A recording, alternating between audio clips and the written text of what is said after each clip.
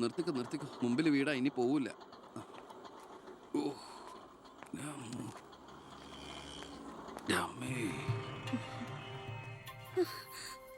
അയ്യോ, ഇതെന്ത് പറ്റിയടാ?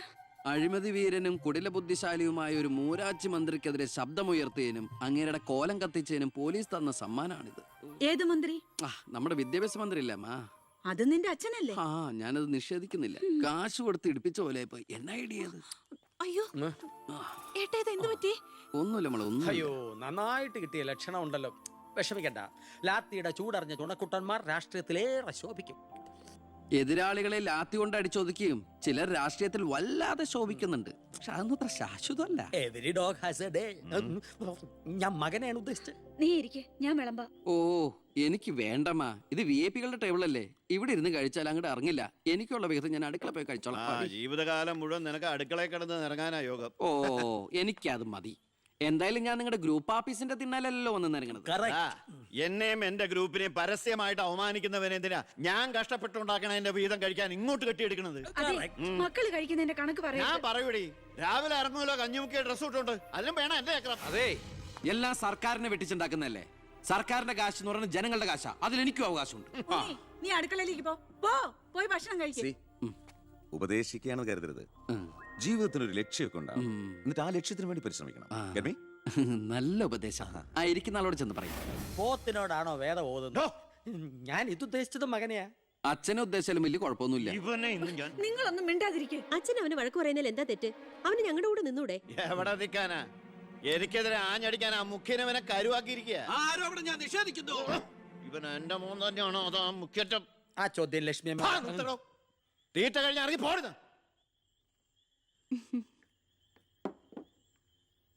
നിനക്ക് അവിടെ പോയിരുന്ന അവരോട് കഴിച്ചാലെന്താ?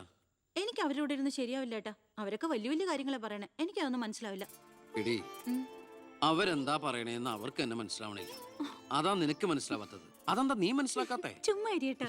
നിന്റെ ഈ വൃത്തിയുടെ സ്വഭാവം കാരണം ഞങ്ങളുടെയൊക്കെ കുട്ടികളെ ഊട്ടി നിർത്തി പഠിപ്പിക്കുന്നത്, നിന്നെ മാതൃകയാക്കി നശിക്കാതിരിക്കാൻ. അതേതായാലും നന്നായി.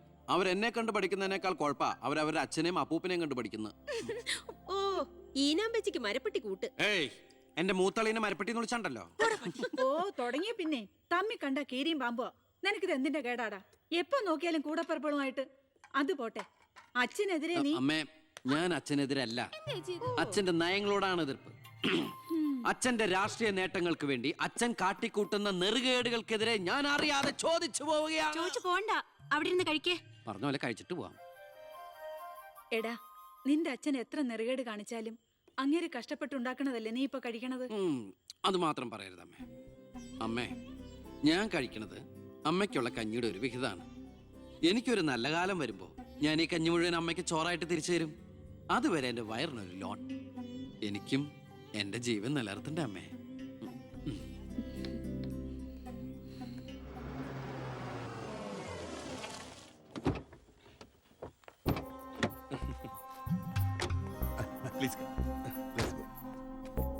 ഇത് അനിൽ മുഖർജി, നമ്മുടെ പെപ്കോ കോള കമ്പനിയുടെ CEO. ഈവനിംഗ് ഫ്ലൈറ്റിന് ഡൽഹിയിൽ നിന്ന് വന്നതേ ഉള്ളൂ. അത് ശരി. This is my co brother collector Gopinath. Oh, hello, how are you? Fine. ഞാൻ പറഞ്ഞിരുന്നില്ല അച്ഛാ, ഇവരൊരു പുതിയ പ്ലാന്റ് കൂടി ഓപ്പൺ ചെയ്യുന്ന വിവരം. അയ്യോ, അത് ഉടനെ വേണോടാ. ഇപ്പൊ തന്നെ കോട്ടപ്പുറത്ത് കുടിവെള്ളമില്ലെന്നും പറഞ്ഞ് ജനങ്ങൾ മുറവിളി കൂട്ടുക. ഇനിയിപ്പോ 50 കിലോമീറ്റർ ചുറ്റളവിൽ ഭൂഗർഭജലം വലിച്ചെടുക്കുന്ന പുതിയ പ്ലാന്റ് കൂടി തുറന്നാൽ ജനവിളകും. ഹേ, അതൊക്കെ ആരറിയാൻ പോകുന്ന വെച്ചാ? കുടിവെള്ള ക്ഷാമത്തിന് സർക്കാർ ചെലവില് നമ്മൾ ടാങ്കറിൽ വെള്ളം അടിക്കും. എന്നാലും അല്ല അച്ഛാ, പെർമിഷൻ കൊടുക്കാന്ന് പറഞ്ഞൊരു 2 കോടി രൂപ ഞാൻ ഇവരുടെ കയ്യിൽ നിന്ന് വാങ്ങിയിരുന്നു. ചെറാക്കുളം ഫൈനാൻസേഴ്സിന്റെ കാസർഗോഡ് ശാഖ തുടങ്ങിയത് ആ പണം കൊണ്ട്. അച്ഛന് താല്പര്യമില്ലെങ്കിൽ ഞാൻ ആ പണം പിൻവലിച്ച് തിരിച്ചു കൊടുത്തേക്കാം. അത് വേണ്ട. പിന്നെ ആ വ്യവസായ മന്ത്രി ദിവാകരന് ഒരു തുക കൊടുക്കേണ്ടി വരുമെന്ന് പറഞ്ഞേക്ക്. കൺഫേം. Thank you. എല്ലാം കേട്ടു, ഒന്നും നടക്കില്ല. Good night. അല്ല, അതെ, നാളെ ഒരു വഴിതടൽ സമരമുണ്ട് KK റോഡില്. ബഹുമാനപ്പെട്ട മന്ത്രി അച്ഛൻ അതുവഴിയൊന്നും വന്നേക്കരുത്. പിന്നെ മന്ത്രിയുടെ കാറ് മകൻ തടഞ്ഞു എന്നും പറഞ്ഞ് രാത്രി ഉണ്ണാൻ വന്നിരിക്കുമ്പോ എന്റെ കഞ്ഞിൽ പാച്ചിടാൻ വന്നുണ്ടല്ലോ. കഞ്ഞു.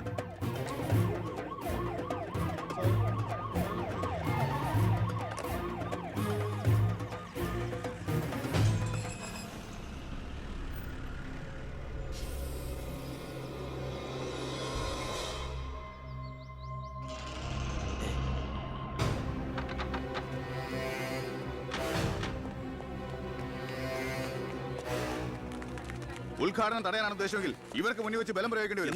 എന്താ പ്രശ്നം? ഉണ്ണി, ഈ ഉദ്ഘാടനം മുടക്കരുത്. ഞാനല്ലല്ലോ മുടക്കുന്നത്, കോടതിയല്ലേ.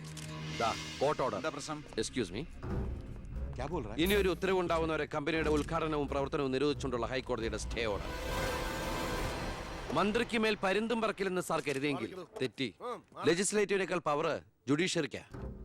എക്സിക്യൂട്ടീവ് മജിസ്ട്രേറ്റിന്റെ അധികാരമുള്ള ഈ ജില്ലാ കളക്ടർ ഇടയ്ക്ക് ഇതൊക്കെ ഒന്ന് പറഞ്ഞ് മനസ്സിലാക്കി കൊടുക്കണം. പിന്നെ കുറച്ചു പേർക്ക് തൊഴിൽ കൊടുക്കുന്ന ഏത് സംരംഭങ്ങൾക്കും ഞങ്ങൾ എതിരല്ല. പക്ഷെ അത് ഇവിടുത്തെ മണ്ണും ജലവും എന്തിനെ ശ്വസിക്കുന്ന വായു പോലും മലിനപ്പെടുത്തിക്കൊണ്ട് ഒരു ബഹുരാഷ്ട്ര കുത്തയ്ക്കും തീരെ എഴുതി കൊടുക്കാൻ ഞങ്ങൾ അനുവദിക്കില്ല. കുടിവെള്ളം ജനങ്ങളുടെ അവകാശമാണ്, അത് പെപ്കോ കോളയുടെ ഔദാര്യമല്ല.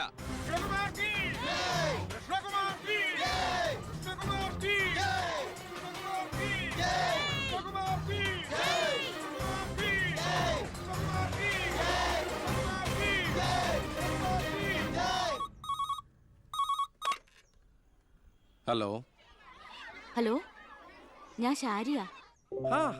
എന്തൊക്കെയുണ്ട്? എങ്ങനെയുണ്ട്? ഇപ്പൊ എവിടെയുണ്ട്? സ്കൂളിൽ നിന്നാ. എന്തെങ്കിലും പ്രശ്നം? ഒരു ചെറിയ പ്രശ്നമുണ്ട്.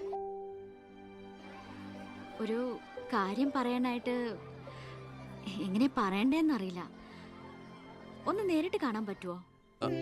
നേരിട്ട് കാണാൻ പറ്റുമെന്നോ? എപ്പ കണ്ടെന്ന് ചോദിച്ചാ പോരെ? എന്നാ 4 മണിക്ക് സ്കൂൾ വരെ ഒന്ന്. ഓ, ഞാനും കാണാൻ കാത്തിരിക്കല്ലേ.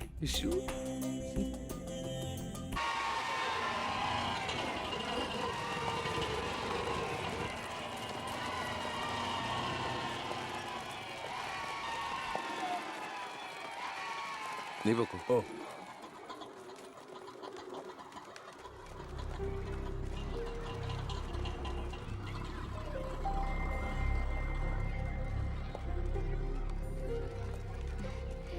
ഞാൻ ഇങ്ങോട്ട് വിളിച്ചത് ബുദ്ധിമുട്ടായോ?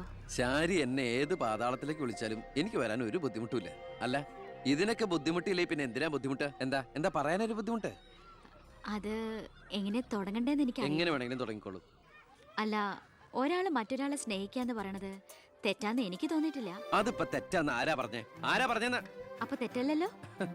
ഈ ഇഷ്ടം പ്രേമം എന്നൊക്കെ പറയണത് പവിത്രമാണ്, പരിഭാവനമാണ്. അതിന് പ്രായവും പരിമിതികളൊന്നും ഒരു പ്രശ്നമല്ല. സ്നേഹമാണ് അഖിലസാരമൂഴിയിൽ എന്ന് കുമാരനാശൻ പറഞ്ഞിട്ടില്ലേ? മനസ്സുകൾ തമ്മിലുള്ള ഐക്യം, പൊരുത്തം, പിന്നെ പരസ്പരം മനസ്സിലാക്കാനുള്ള പക്വത, അത് മതി പരിശുദ്ധമായ പ്രണയത്തിന്. എനിക്കും അത്രയൊക്കെ തോന്നിയിട്ടുള്ളൂ. പക്ഷേ പാവപ്പെട്ടവരും പണക്കാരും തമ്മിലുള്ള അന്തരം എന്നൊക്കെ പറഞ്ഞ എന്താ അന്തരം? പോവാൻ പറയണം. ഇങ്ങനെ ഒരു ബന്ധത്തിന് എതിർപ്പുകൾ ഉണ്ടാവും, സ്വാഭാവികം. നമുക്കത് മനസ്സിലാവും. പക്ഷെ ആ എതിർപ്പുകളുടെ കോട്ടമതിലുകൾ തച്ചുടച്ചൊന്നാകണം. എപ്പോഴായാലും ചേരേണ്ടവർ തമ്മിലേ ചേരൂ. ചേർക്കണം, എന്നാലേ മറ്റുള്ളവരുടെ പ്രാർത്ഥന ഉണ്ടാവും. പിന്നെ നമ്മൾ കല്യാണമൊക്കെ കഴിച്ച് 3-4 കുട്ടികളാവുമ്പോ ഈ എതിർപ്പുകളൊക്കെ കാറ്റിൽ പറത്തിവിട്ട പട്ടം കണക്കെ പറന്ന് എങ്ങനെ അങ്ങോട്ട് പൊക്കോളും. നമ്മുടെ കല്യാണോ? ഞാൻ ഉദ്ദേശിച്ചത് അതല്ല. പിന്നെന്താ ഉദ്ദേശിച്ചത്? പ്രസാദ്